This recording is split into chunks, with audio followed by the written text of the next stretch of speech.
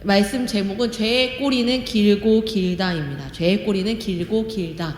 여러분들은 오늘 어떤 꼬리를 달고 오셨습니까? 여러분들이 한 주간 여러분들의 삶에 붙어있는 꼬리는 뭔가요? 저는 일단 이 공간에서는 지금 맛있는 냄새 꼬리가 계속 나는 느낌이죠. 무언가. 네. 오늘 교회에서 계속 행사가 있었어가지고 이런 냄새도 나고요. 또 우리의 삶에서 있는 어떤 냄새, 우리의 삶에 남아있는 흔적 무엇입니까? 저는 사실 오늘 멋있는 머리라는 꼬리를 달고 오고 싶었어요. 지난주 내내 머리를 이제 자르고 싶었고 드디어 이제 잘라서 머리를 오늘 아침에 이만큼 뽕을 띄워놨습니다. 이만큼 미끄럼틀을 탈 수 있을 만큼. 근데 벌써 시간이 흐르고 이렇게 가라앉아 버렸는데요. 저는 이번 한 주간에 분주함이라는 이런 꼬리를 달고 왔어요. 머리를 자르려고 하다가 밀려서 주말이 되기 직전에 이제 이 머리로 더 이상 이제 설면 이 화면을, 여러분들은 모르시겠지만 전 저를 보면서 설교를 해야 하거든요. 이 화면에 담겨지는 나의 머리가 긴 것을 내가 도저히 볼 수가 없다. 저는 남성들과 같이 보통 한 2주에서 3주의 머리를 자릅니다.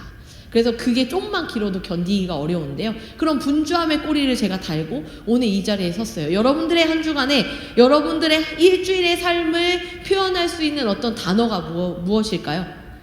어떤 꼬리를 달고 오셨어요? 나의 일주일은 이러한 삶이었다. 네. 생각해보는 어떤 이런 느낌만으로도 감사합니다.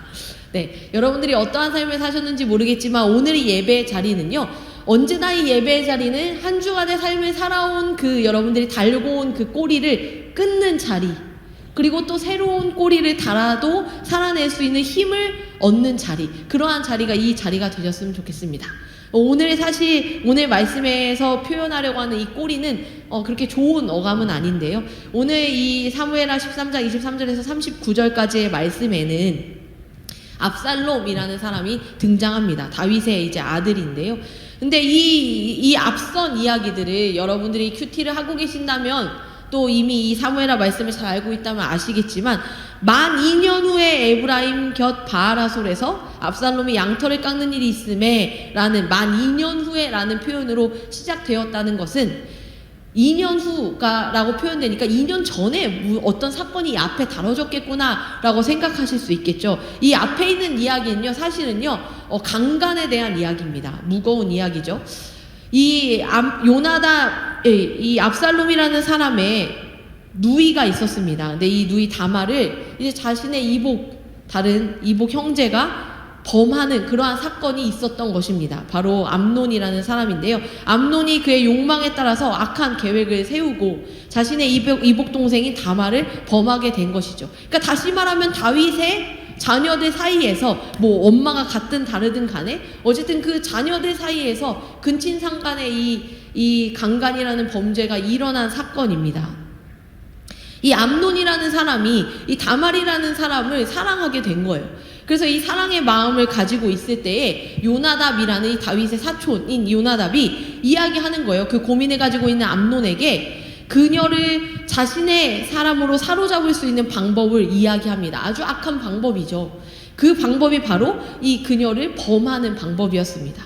그것대로 암논은 그의 말에 그렇게 놀아나서 자신의 욕구대로, 자신의 욕망대로 그러한 범죄를 저지르고요. 그리고 나서 그녀를 그렇게 내쫓아 버립니다. 심지어 책임지지도 않는 거죠. 그렇게 내쫓아 버렸을 때에 다말은 깊이 너무너무 슬퍼하고 수치스러워하고 고통스러워하면서 그 마음을 가지고 누구에게로 갔냐면 오늘 나오는 사람인 압살롬, 그녀의 친오빠에게 찾아가는 겁니다.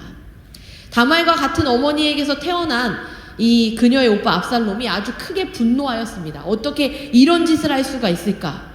다윗은 그런데요, 이 모든 상황을 사실상 알고 있었을 겁니다. 그런데 이 모든 상황을 방치하는 거예요. 그러니까 압살롬은요, 실은 암논이라는 사람, 자신의 이 이복 형제에게도 분노하였겠지만 더불어서 이 모든 상황에 대해서 해결하지 않고 방관한 그의 아버지인 다윗에게도 크게 분노하였습니다. 결국 압살롬은 이 모든 상황을 내가 해결해야겠다, 복수해야겠다라고 결심하고 때를 기다리는 그러한 상황이 바로 오늘 읽은 본문의 앞에 나온 내용입니다. 사실상 이 압살롬은요, 이 왕위를 이어가기 위한 이제 후계자, 그 서열 안에서 자신이 1순위는 아니었습니다. 그러다 보니까 이 성경의 내용을 더 깊이 살펴보면 실은 압살롬이 이러한 분노의 마음을 갖게 된 뭔가 이 복수를 해야겠다라는 마음을 갖게 된 것에는 자신의 이제 자신의 여동생인 다말을 범한 것에 대한 분노도 있겠지만 또 다른 하나의 마음에는 이 암논이라는 존재를 없애버린다면 내가 왕이 될 수 있을 것이다라는 생각에서도 나오지 않았을까 하는 해석도 하기도 합니다. 어찌됐든 간에요, 이 압살롬이 그 마음을 품고 2년이라는 시간을 보냈다라는 거예요. 2년이라는 시간을 보냈습니다. 앞서 이 다말이 슬퍼할 때 이야기하거든요. 우선 아무에게 말하지 말라고 합니다. 무언가 이제 일을 계획하고 꾸미려는 생각들을 하게 된 것이죠. 그리고 나서 오늘 읽은 본문에 만 2년 후에, 그러니까 여러분 생각해 보세요. 여러분들 안에 혹시라도 해결되지 않는 어떤 분노가 있습니까? 여러분들이 정말로 용납할 수 없는 어떤 사람이 있습니까? 그러한 사람에 대해서 내가 마음에 어떠한 분을 가지고 살아가는 시간들은요, 사실은 그 나에게 잘못한 사람보다 내 스스로에게 되게 괴로움을 가져다 준다라고 저는 생각합니다. 압살롬도 그렇게 마음이 편치는 않았을 것이다 라고 생각하는 거죠.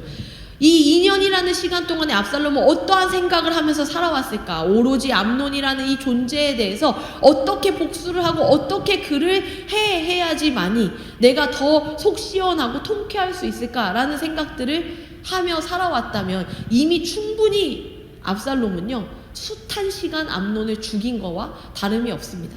이렇게 2년의 시간이 지나고 이제 어떠한 날이 찾아왔냐면 양털을 깎는 때가 온 것입니다. 양털을 깎는 때가 뭐냐? 이 농사를 짓는 사람들에게 추수 때가 이 큰 잔치였다면 양털을 깎는 때가 이 목축업에게도 또 큰 잔치입니다.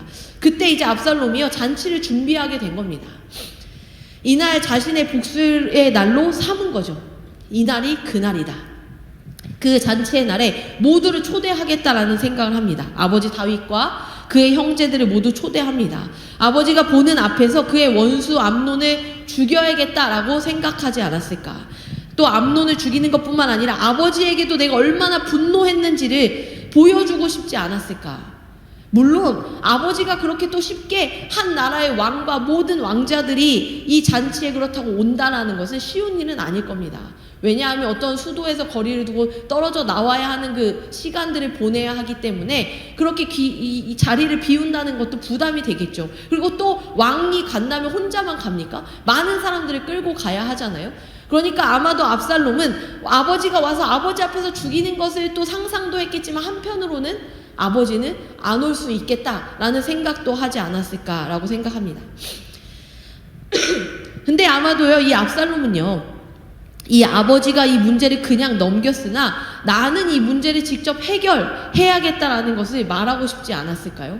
저도 그럴 때가 많이 있는 것 같아요. 저의 어떤 의로움, 이 분노, 의분이라고 하잖아요. 그러한 마음들이 제 안에도 언제나 있습니다. 내가 무언가 이 일을 도저히 묵과할 수 없다. 저의 삶에 그러한 중요한 시점들이 몇 번 있었던 것 같아요. 몇 번 있었던 것 같습니다.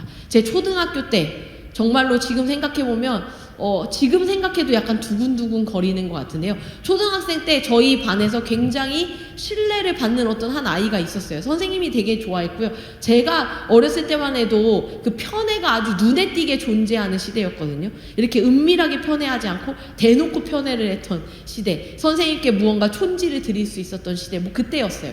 그런데 그때 그 아이가 언제나 항상 예쁨을 받고 무언가 잘하지 않아도 선생님이 그 아이를 굉장히 챙기는 것을 보면서 아이들이 시기하기도 하고 어쨌든 그랬던 친구입니다. 그러나 선생님이 많이 좋아하시니까 친구들도 이제 점차 그 친구를 좋은 사람이야. 저 친구는 누구에게나 인정받을 만해 라고 이렇게 인정하는 그러한 분위기가 되었을 때였어요. 제가 근데 그날에 이제 체육 시간이었는데 밖으로 나가야 되는데 제가 혼자서 체육복을 늦게 갈아입어야 돼서 양호실에 갔다가 오느라고 늦게 갈아입어야 돼서 교실을 갔습니다. 그런데 그 교실에서 그 아이가 가방을 뒤지고 있는 거예요. 그 모습을 보면서 제가 너무너무 놀랐습니다. 제가 왜 가방을 뒤지고 있지? 그리고 제가 이렇게 숨어서 지켜봤던 장면이 아직도 떠오르는 것 같아요. 그리고 제가 그 순간에 선생님께 이 일을 말해야겠다. 선생님께 이 잘못을 알아야겠다. 라고는 생각을 가지고 선생님께 가서 그동안 있었던 이 한동안 이제 계속 무언가 없어지는 사건이 있었거든요. 그것에 이 주범이 누군지 알 것 같다라고 이야기하면서 선생님이 정말로 신뢰하는 그 친구를 내가 보았다라고 이야기했습니다. 아마 지금이었으면 뭐 이렇게 핸드폰으로라도 남겼겠지만 제가 그냥 말로 제가 하는 이야기잖아요. 선생님이 제 말을 믿어줬을까요? 믿지 않았죠. 왜냐하면 선생님은 그 친구를 믿고 싶었으니까요. 그래서 제가 그때 굉장히 억울했던 기억이 나요. 그리고 그 친구랑 괜히 사이만 서먹해지고 어떤 어려웠던 시간들을 보냈었다라는 정도로만 기억이 됩니다. 더 이상의 기억이 나지 않는 걸 보면 별로 그렇게 즐거웠던 기억은 아니었던 것 같아요. 근데 한 가지 아주 명확하게 제 안에 계속 남아있는 기억은 뭔지 아세요? 그 선생님이 좋은 사람이 아니었다라는 생각을 제가 계속 하는 거예요. 그 선생님은 옳지 않았어. 그 선생님은 잘못 판단했어. 라는 어떤 그 친구가 잘못했다라는 마음보다는 그 선생님에 대한 분노가 제 안에 계속 남아있는 것 같아요. 왜 선생님은 그때 내 말을 믿지 않고 그 친구를 믿어주고 싶어 했을까? 때로는 그런 것 있잖아요. 누가 잘못했다라는 것보다 그 사람이 잘못한 것을 징계하지 않는 게 참 억울할 때가 있습니다. 지금 압살롬 그러지 않을까요? 그러니까 압살롬은요, 암논도 정말 화가 났겠지만 자신의 아버지에게 정말 저는 화가 났을 것 같아요. 암논을 정말 사랑해서 그러는 걸까? 다말보다 더 사랑하는 걸까? 도대체 왜 이 일에 대해서 정확하게 판단하고 치리하고 벌 주지 않았을까? 뭐 여러 가지 감정과 복수심이 그의 인연을 다 잡아먹었을 겁니다. 어쨌든 그렇게 2년이 지났습니다. 그래서 이 일을 꾸미고 이 압살롬은 다윗에게 이야기했어요. 왕과 모든 왕자들이 올 것을 요청했습니다. 그런데 아까도 말씀드린 대로 다윗은 이러한 압살롬의 청을 거절했습니다. 다윗이 자기와 왕자들이 다 찾아가며 준비할 것도 너무나도 많고 챙겨야 할 것도 많고 너무너무 서로 분주하고 부담되는 그러한 자리이니 너에게 누를 끼칠 수 없다라면서 그 청을 거절했습니다. 다윗은 복을 빌어줬을 뿐 가지 않았습니다. 그러니까 이 압살롬은 여러 가지 생각이었을 겁니다. 당연히 안 올 거라고 생각하면서도 한편으로는 아버지에게 그 분노를 보여주고 싶었을 텐데 여러 가지 생각 속에 압살롬이 이야기하는 겁니다. 형 암논이라도 보내주세요.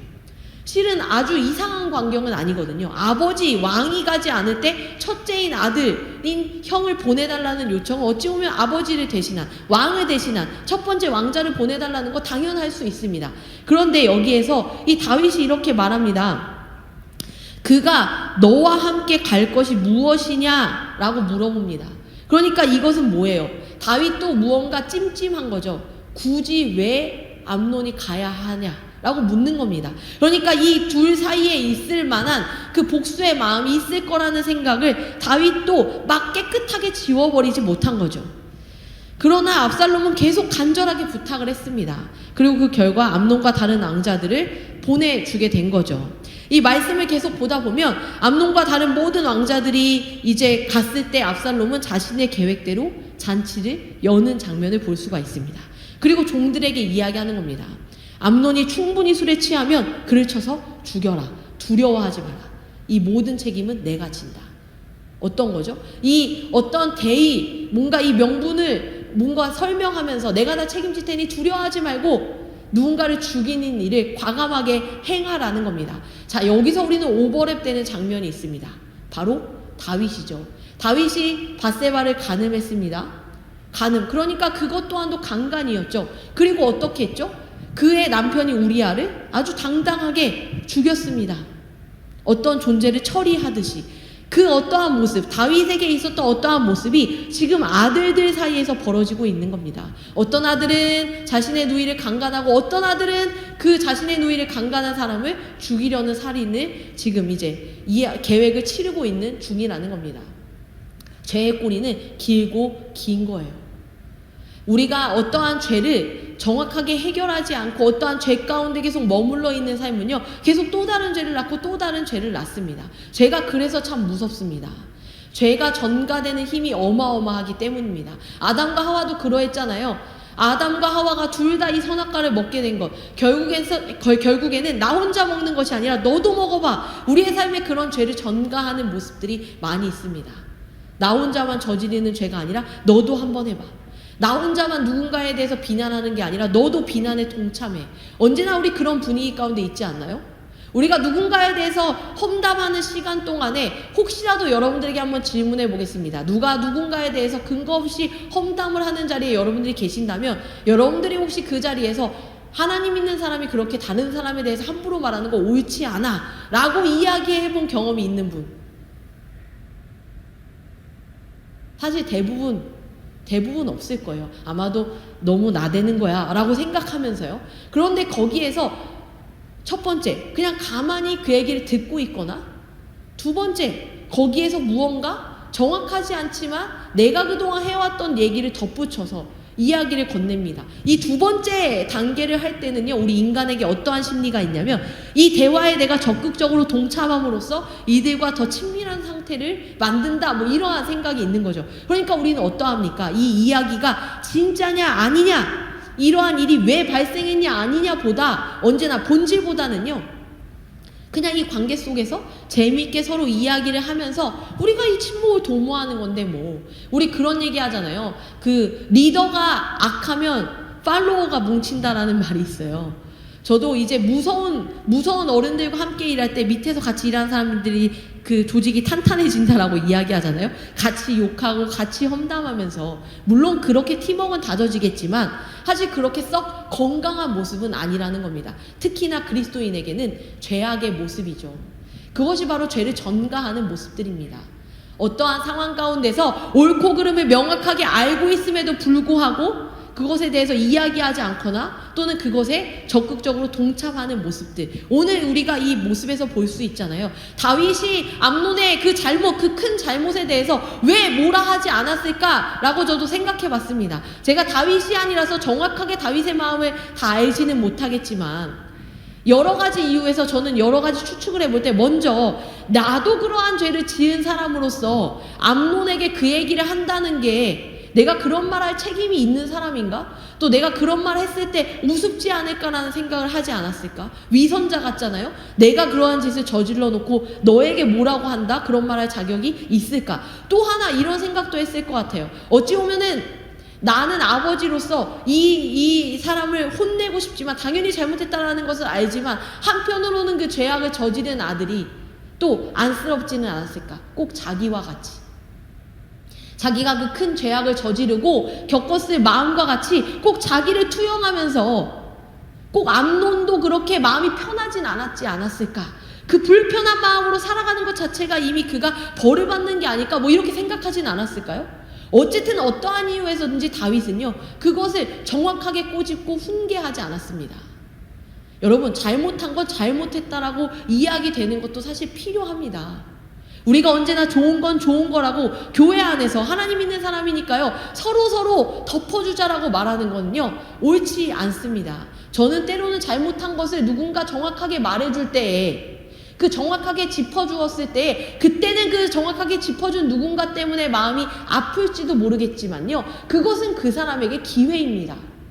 그 말을 바로 듣고 내가 무언가 고친다면 그것은 그 사람이 변화될 수 있는 기회이고, 그것을 듣고도 고치지 않는다면 어쩔 수 없이 안타까운 일이지만 그 말을 누군가 해준다는 것은 상당한 용기가 필요합니다. 마치 우리가 앞서 본 다윗이 밧세바를 범했을 때 나단이라는 선지자가 다윗에게 찾아왔습니다. 그런데 잘 생각해 보세요. 어떤 한 나라의 왕에게 찾아가서 당신이 이런 어마어마한 죄를 저질렀습니다. 당신 회개하십시오 라고 말한다는 게 쉬울까요? 어려울까요? 어렵죠. 나단은요, 목숨 걸고 이야기한 겁니다. 어디 네가 왕에게 함부로 하고 목을 베어도 상관없을 일이에요. 그런데 그것을 하나님의 부름을 따라 가서 전한 겁니다. 목숨을 걸고 잘못된 것을 바로잡는 일, 그것이 필요했고요. 그렇게 다윗은 그를 통해 목숨을 걸고 자기에게 이야기해준 나단을 통하여서 깨닫지 못했던 자신의 죄에 직면하고 다시 한번 하나님 앞에 무릎을 꿇고 하나님 앞에 눈물을 흘리며 통곡할 수 있는 기회를 갖게 된 겁니다. 그래서 오늘날 다윗은 하나님 마음에 합한 자라고 이야기하잖아요. 그 어마어마한 죄를 지었음에도 불구하고 하나님 앞에 온전하게 회개하였기 때문에. 그런데 그 은혜를 입은 자가 지금 자신의 아들이 범한 죄에 대해서 특별하게 다루지 않았던 겁니다. 결국엔 어떻게 됐을까요? 압살롬은요, 결국엔 자신의 계획대로 암논을 죽였습니다. 그리고 그것을 본 많은 왕자들은 무서워서 도망갔습니다. 그런데 압살롬이 다른 왕자들까지 죽일 생각은 애초에 없었겠죠. 그렇게 갔고요. 그때 당시에 어떠한 소문이 났냐면 이 다윗에게 모든 왕자를 압살롬이 죽였다라는 소문이 난 겁니다. 그래서 다윗은 얼마나 두렵고 얼마나 슬퍼하였는지 그렇게 고통스러워하는 모습을 보게 되는 거죠. 근데 이때 누가 있습니까? 요나답, 이 아주 간교한 사람이 그 옆에 있습니다. 이 암논에게 다말을 범하는 아주 죄악된 방법을 일러준 이 사람이 여기에서 또 이야기합니다. 슬퍼하지 말라고. 암논만 죽였을 거라고. 압살롬이 오래전부터 그 누이 다말을 범한 암논에 대해서 복수심을 갖고 있었노라 라고 이야기해 주는 겁니다. 어떻게 이를 다 알 수 있었을까요?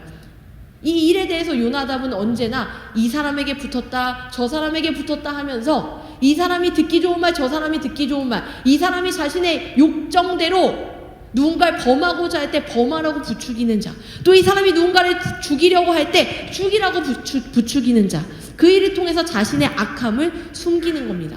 잘 보셔야 돼요. 사람들이 우리에게요 어떠한 것으로 다가오는지 우리는 분별해야 합니다. 우리 옆에 다가온 사람이 선으로 다가옵니까? 악으로 다가옵니까?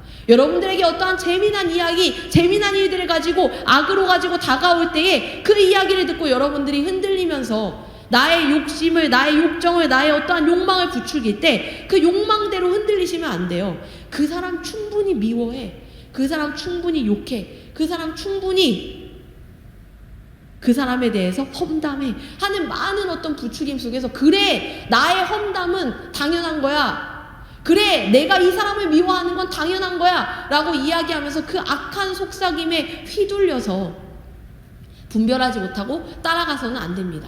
언제나 하나님을 믿는 사람은요 어떠한 상황 가운데 있을 때에도 진리 앞에 서서 반응할 수 있어야 합니다. 물론요 미운 사람 다 미워하고 욕할 사람 다 욕하고 살면 얼마나 좋겠습니까? 저도요 욕하고 싶은 사람 정말 많습니다.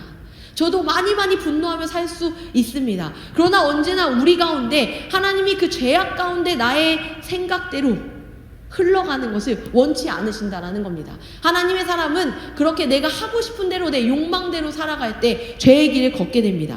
결국에 이렇게 압살롬이 자신의 생각대로 암논을 죽였습니다. 물론 사람이 생각할 때는 무언가 정당한 것처럼 보이지만 그것은 죄는 죄일 뿐이라는 겁니다. 그러나 이 죄가 압살롬의 죄이기만 할까요? 다윗 또한도 그 모든 것들을 묵과한 죄가 그에게 있습니다. 그리고 이 다윗이 어떻게 했냐면 이 말씀에 오늘 읽은 본문의 마지막 다윗 왕의 마음이 압살롬을 향하여 간절하니 암논은 이미 죽었으므로 왕이 위로를 받았음이더라. 이 얘기는 뭐냐면요, 다윗 왕이 이제 시간이 지나서 암논도 이미 이제 죽었고 그 시간들이 지나서 이제 압살롬에 대한 어떠한 마음들을 갖게 된 거죠. 자신의 후계를 이어갈 자로서도 생각할 수도 있을 것이고 또 다윗의 그 마음, 잘못된 것을 정확하게 잘못했다라고 짚기보다는 언제나 용납하고 허용하는 그 마음 속에서 다시금 압살롬을 향한 그 애정의 마음 속에 잘못됨을 잘못됐다고 짚지 않고 흐지부지하게 흐려지는 그러한 모습이 이 말씀의 마지막 구절에서도 또한 볼 수 있습니다. 결국엔 어떻게 됩니까? 이 압살롬은요 시간이 지나서 아버지에게 칼을 꽂는 일을 하는 사람입니다. 결국에는 아버지의 원수가 되는 사람이죠. 결국에 이 죄의 꼬리를 정확하게 자르지 않고 내버려 두었을 때 이 죄는 계속 반복하고 돌고 돕니다. 이 가운데서 오늘 말씀을 통해서 여러분 누가 가장 큰 피해자라고 생각하세요? 그럼 누가 가장 큰 범죄자라고 생각하십니까? 이게 죄의 모습입니다.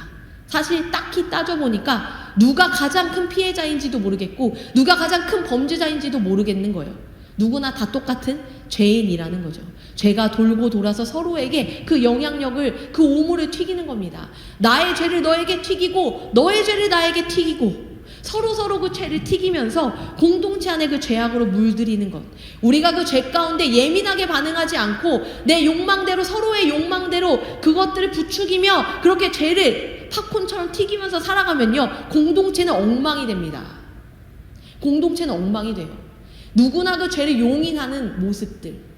그래서 부모는 자녀에게 잘못했음을 말해주는 겁니다. 사랑의 매라는 것이 그러한 겁니다.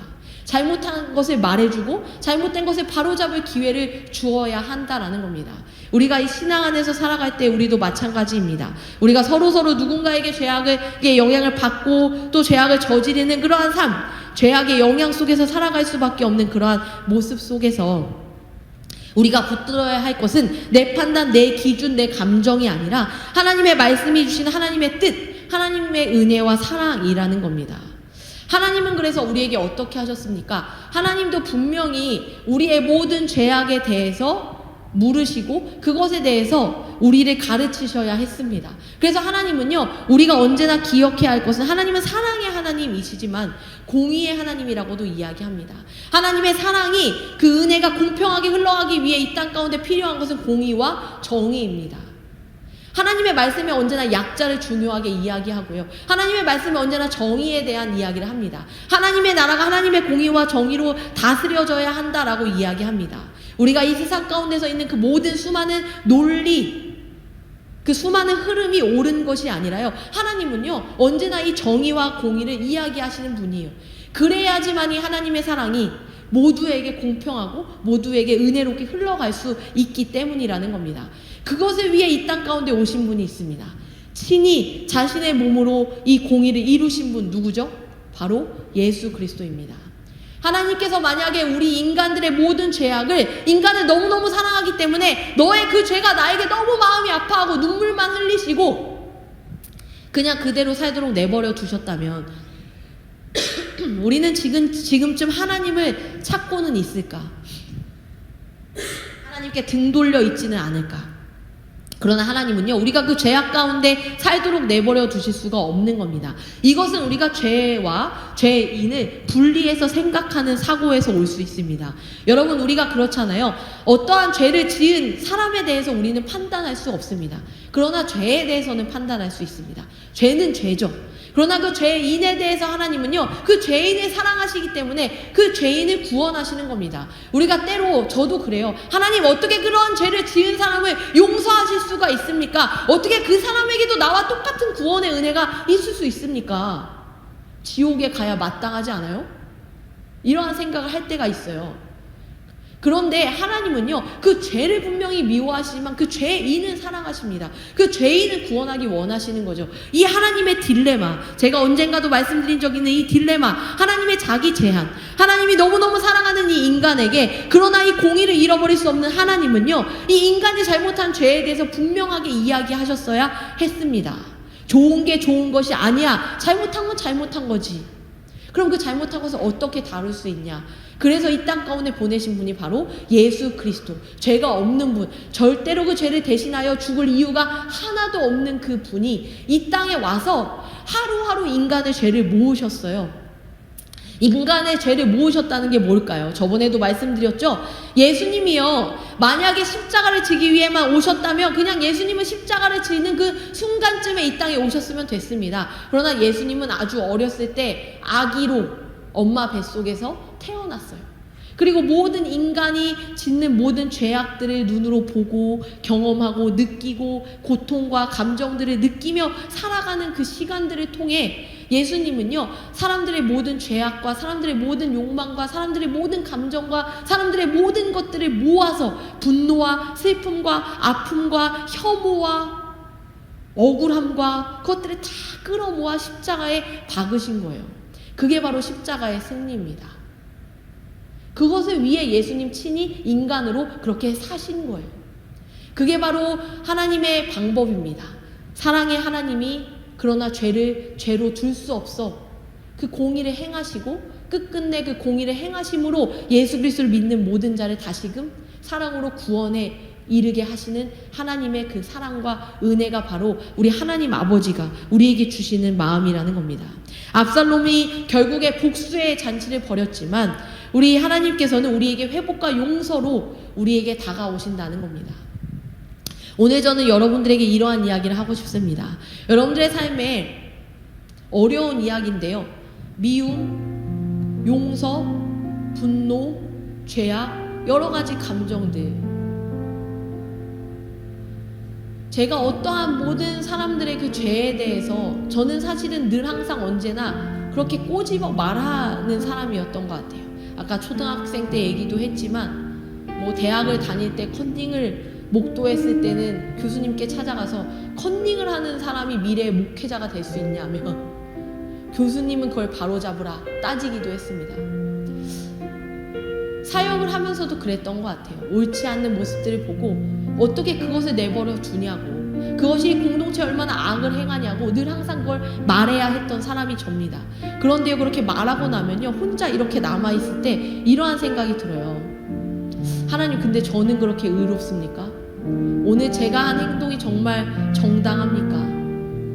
때로는 그 죄를 그냥 모르는 척 눈 감는 것도 옳지 않지만 또 이렇게 다 말하며 사는 저의 삶에 대해서도 하나님께 저는 끊임없이 물어요. 어떠한 때에 누군가를 향해서 판단했던 일들에 대해서는 지금까지도 기도합니다. 하나님, 그때 저 그 일이 최선이었는데요, 그게 정말 옳았을까요? 좀 더 좋은 방법이 있었을까요? 아직까지 저는 그때 그렇게 했던 방법이 가장 좋았다라고 확신하는데 혹시 더 좋은 방법이 있다면 언제든 알게 해주세요. 그래서 제 인생에 언젠가 비슷한 일이 벌어졌을 때 그때는 하나님이 말씀하시는 그 방법으로 제가 하고 싶습니다. 저도 정말 어려워요. 저에게 여러분들이 찾아오셔서 미워할까요? 용서할까요? 아니면 죄를 보고 눈 감을까요? 말할까요? 라고 묻는다면요, 저도 어떨 땐 이렇게 말하고 어떨 땐 이렇게 말할 것 같아요. 다시 말하면 저에게도 정답이 있지 않다라는 겁니다. 그러나 중요한 것은 그 죄악 가운데 우리가 함께같이 살아가며 죄를 지은 자도 아프고 죄를 본 자도 아프다라는 거예요. 그리고 그 가운데 가장 마음이 아픈 분 누굴까요? 하나님이시라는 겁니다. 그 어딘가에서 여러분들이 어떠한 상태로 계십니까? 피해자로, 가해자로, 아픈 자로, 아프게 한 자로, 어떠한 위치에 여러분들이 계신지 모르겠어요. 저는 아프게 한 자일 때도 있고 아팠던 자이기도 합니다. 그런데 그 모든 상황 속에서 하나님은 우리에게 말씀하십니다. 이 모든 죄에 대해서 내가 가져가고 그 죄인에 대해서는 내버려 두라. 네가 구원자가 아니다. 네가 벌할 자도 아니다. 내가 그 옳지 않은 것들을 깨닫게 하는 것을 보라. 때로는 저는 얘기해요. 하나님, 그것을 보고 싶은데요, 좀 더 빨리 볼 수 없습니까? 그 사람이 빨리 죄를 깨닫고 무릎을 꿇든지 잘못했다고 하든지 아니면 망하는 꼴을 좀 빨리 보고 싶은데요, 그렇게 오랫동안 제가 기다려야 합니까? 얼마나 더요? 얼마나 기다려야 그 사람이 내 눈앞에 와서 잘못했다고 하겠습니까? 얼마나 더 기다려야 그 사람 망하는 꼴을 보겠습니까? 아니면 그 시간에다 기다리면 제가 그 사람을 용납하고 있을까요? 라고 물어보기도 해요. 잘 모르겠습니다.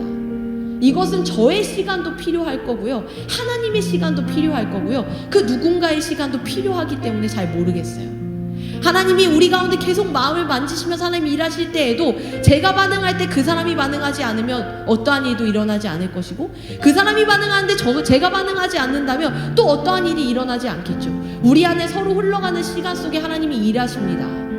그러나 정확한 것은요, 우리에게 그래도 소망이 되는 것은 하나님이 막 사랑만 주시는 분이 아니라는 거예요. 사랑하시기 때문에 옳지 않은 것들을 바로 잡으시는 분입니다. 그 일에 대해서 여러분들이 굳이 애써 힘들게 바로잡으려고 노력하지 않으셔도 돼요. 때로는 기도하시고요, 그 죄악 가운데 가담하지 않고 그 일을 향하여 하나님이 어떠한 생각을 품고 계신지 기도하면서 한 발 한 발 용기 냈으면 좋겠어요. 저도 늘 용기가 필요합니다. 적당히 미워할 용기, 가짜로 용서하지 않는 용기가 저에게도 필요해요. 그 용기와 은혜가 여러분들에게 있길 간절히 소망합니다. 이 땅 가운데 그 하나님의 공의를 이루기 위해 오신 예수님이 여러분들 대신하여서 그 일들을 이루어 가실 겁니다. 우리는 그 사랑과 은혜 안에 젖으면 됩니다. 여러분, 너무 아파하지 마세요. 우리 함께 같이 찬양하면서 하나님, 이 죄악의 굴레 속에서 나는 죄를 지은 자입니까? 죄에 영향을 끼친 자입니까? 그러나 우리 모두 그 죄인이고 우리 모두 그 서로에게 아픔을 주고 있는 자라면 이 시간 주님의 은혜로 말미암아 우리가 사랑 가운데 거할 수 있도록 그 공의의 은혜를 우리가 오늘 누릴 수 있도록 인도해 달라고 함께 같이 찬양하며 나아갔으면 좋겠습니다.